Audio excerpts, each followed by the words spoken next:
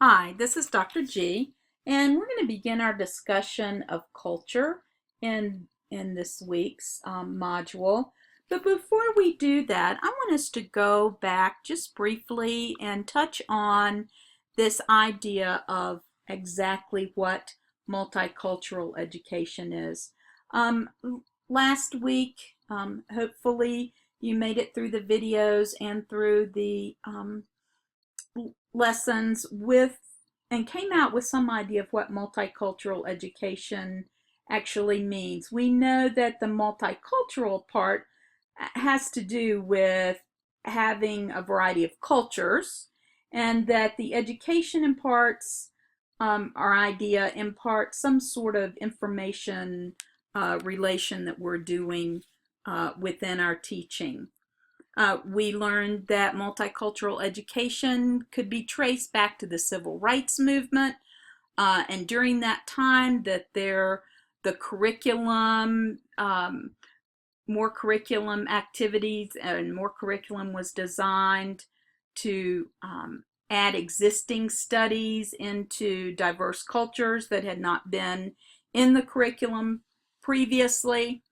And I'm not exactly sure if we mentioned James Banks, who was actually the father of multicultural education. But Banks was the one that coined this term multicultural education, and his definition was a wide variety of programs and practices related to educational equity, women, ethnic groups, language minorities, low-income groups, and people with disabilities. And today we might also add to Banks's definition uh, individuals with different sexual orientation, religion, and learning styles. So when we think about Banks's definition, he uses that term related to, and that leaves a great deal of room for interpretation. And so we understand that there's a core idea of making sure that we have our eyes open to diverse cultures and groups within our society and work to not marginalize those groups. So there's a variety of ways this can be acted out in your classroom, and Banks came up with 4 ways to integrate this idea of multicultural education within your classroom. And those of you that are teaching or have taught, you may recognize yourself as having used one of these approaches to multicultural education. And our idea here is not to criticize, but is to make you again more aware of you and your personal identity and your identity as a teacher. So stay open-minded.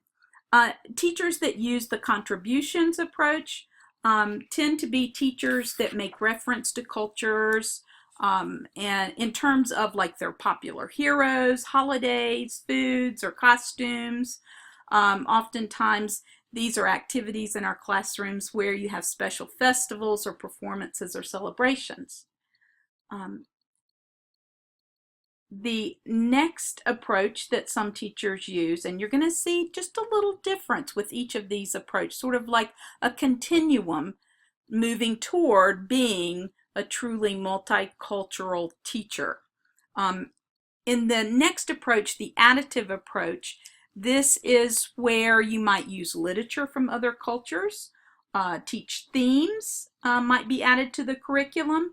The curriculum is not really changed, only just sort of broadened to include a more rich variety of materials from other cultures. The next approach is the transformation approach. Here, the structure of the curriculum is changed to allow students the opportunity to view concepts from a variety of viewpoints. And that's the whole thing here. You have your kiddos looking at things from multiple perspectives. The social action approach is where when students are studying a topic, they are encouraged to give their opinions and make decisions, and perhaps even the opportunity to take action on a particular subject. Students are active, very active, have very active roles in the curriculum. So let's say, and start with the contributions approach, a teacher that is using a contributions approach might, for Cinco de Mayo, have play Mexican music in the class, and they may have a snack of tacos and swing at a piñata in the afternoon. Teachers that use a more additive approach may look at the study of Cinco de Mayo and examine the treatment of Native Americans during the formation of the United States and what happened with the arrival of the Spanish conquerors in Mexico and their treatment of the indigenous people. A teacher using the transformative approach might study the history of the conquest of Mexico, and students would be given a variety of primary source documents from that period and study how the Spanish and the Aztecs interacted during this time period. Then teachers who perhaps take a social action approach may decide to have their students read a brief history of northern Mexico and learn about the problems that they are having there in maintaining their native language. Students could then brainstorm ways in which perhaps this native language could be maintained, and they may even devise a plan to talk with Spanish speakers in the community and to share their ideas with others. So when we think about multicultural education, we should be thinking about how we give all of our students the necessary tools to observe and analyze and then affect change within our society. How we make them more critically conscious and move away from not just learning about prejudice, but become actively involved in exterminating prejudice.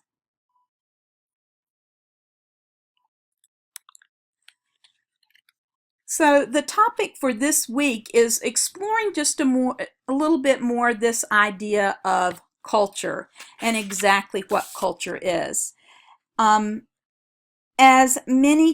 As teachers, many of us claim to not see differences in our students because we want to be seen as equitable, and we are afraid that if we focus on differences in our students and not their similarities, that someone will accuse us of not being fair, that treating students differently would not be providing them with equal educational outcomes.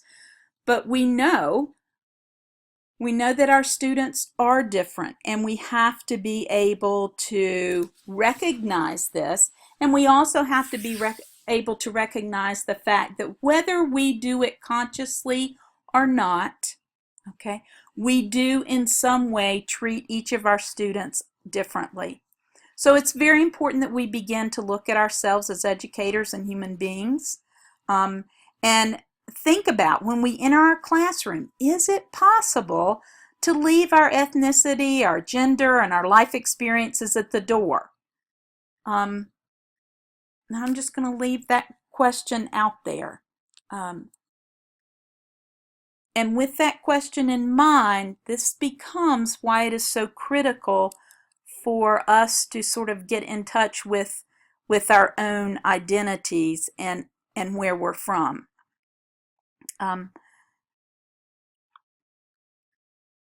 Oftentimes I hear, teachers claim to not be very cultural, to not be interested in diversity. And I think sometimes this is because they don't actually understand what culture is. And when I think of myself as a socio-political majority. I'm white, I'm heterosexual, I speak standard English, okay? I am identify with Christianity, right? And each one of those things makes me already multicultural without having to study anything. Those ideas, those constructs already make me multicultural. And I carry that into a classroom anytime I go into a classroom. So when we think about culture, it really does frame how we look at the world, and it's never neutral or apolitical, right? One way of thinking about this idea is through looking at what Peggy McIntosh called our invisible knapsack, and I believe I mentioned that in the introduction to the course. And McIntosh uses this term to refer to a cache of privilege that whites, specifically here in the United States, possess. And we possess these things unknowingly, and they give us certain advantages. And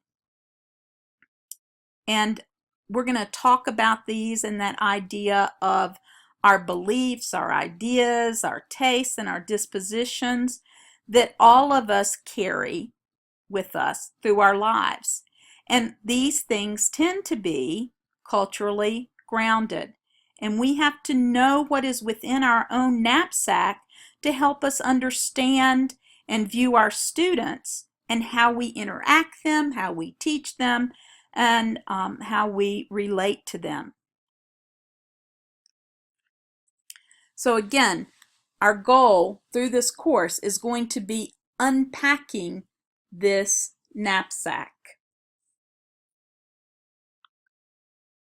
Here are some other definitions of culture. The first is by Banks: the ideation, symbols, behaviors, values, and beliefs that are shared by a human group. And then we have another very similar definition: a collection of beliefs, ideas, tastes, and dispositions that we all carry with us into all facets of our life. And that includes into our classrooms. This is a graphic organizer representation of those same ideas that were in verbal form, and I'm very much a believer of showing things in a visual type format. The individual in the center is always impacted by these social constructs of nationality, race and ethnicity, religion, exceptionality or non-exceptionality, our social class, our gender, our sexual orientation. All of those things come together and are part of our cultures that make us who we are. These impact us as far as how we are treated and as far as our behaviors. So these ideas of cultures cannot be, or these social constructs cannot be overlooked as we work with our students in our classrooms. And we will be examining each one of these constructs throughout and over the rest of this semester. So I'm not going to go into a large amount of detail about each one. Some are pretty self-explanatory. When we think of gender, we're thinking of the physical gender that we identify with. Sexual orientation is the male or female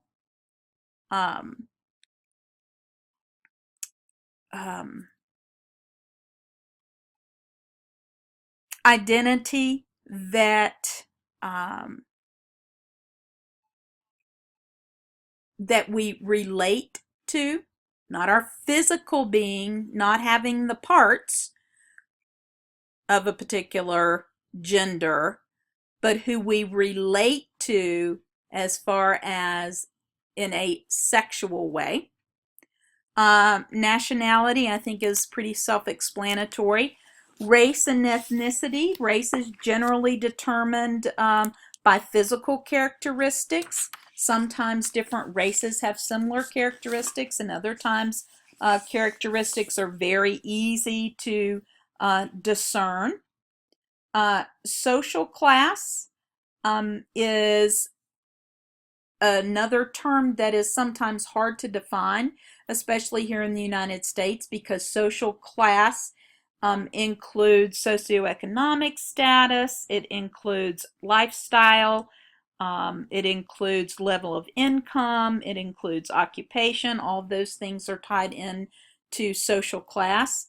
Exceptionality and non-exceptionality refer to whether a person is considered disabled or gifted. And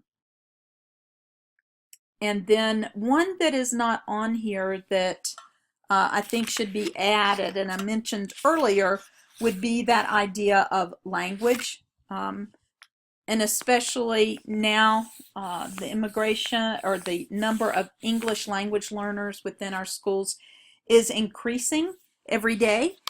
So I think language needs to be added to our little diagram here as being part of culture and as having an impact on us as an individual and an impact on our behavior within general society.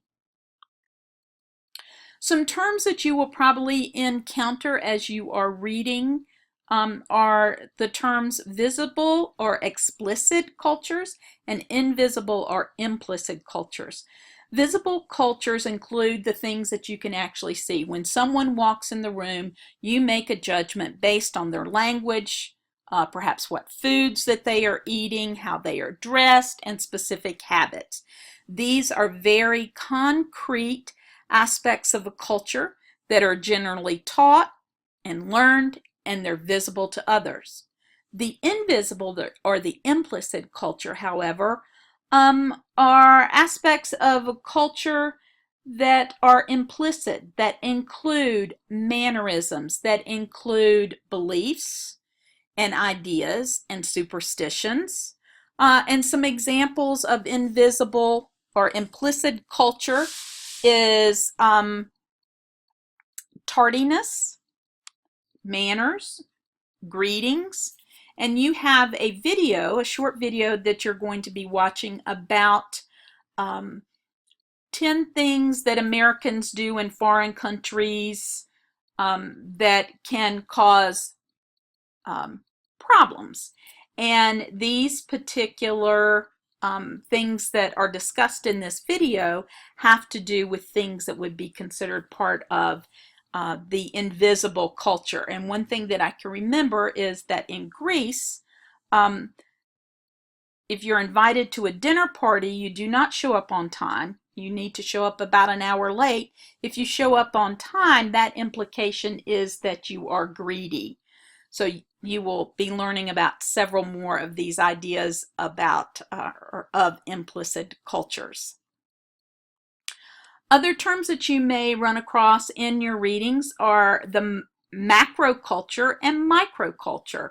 And if you look at the prefixes macro and micro, they make sense when you pull these words apart and think about their definitions. Macro culture are those groups that you belong to that are the largest groups within a particular society. The microculture are the smaller groups within a particular society. So, for example, I identified as Christian. That is one of the largest religious groups here in the United States. Smaller groups that could identify as microcultures would be considered Buddhism, Muslim, Hinduism. Another macroculture identification that I make is as a heterosexual. A microculture identification someone might make is transgender. macroculture identification that I make is as a baby boomer. A microcultural identification would be as Gen X.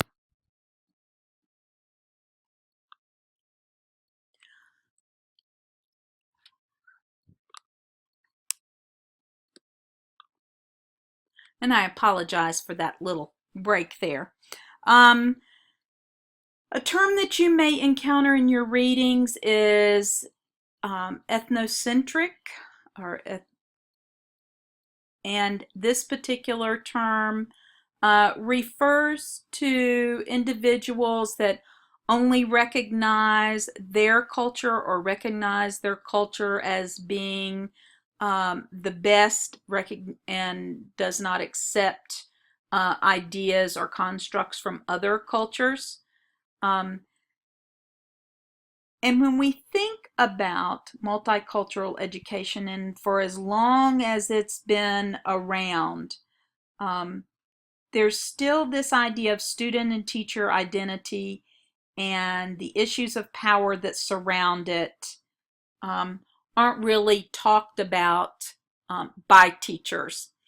And I think it's important for us to recognize that at some level we all have some form of ethnocentric ideas, and that it is important for us to talk about these.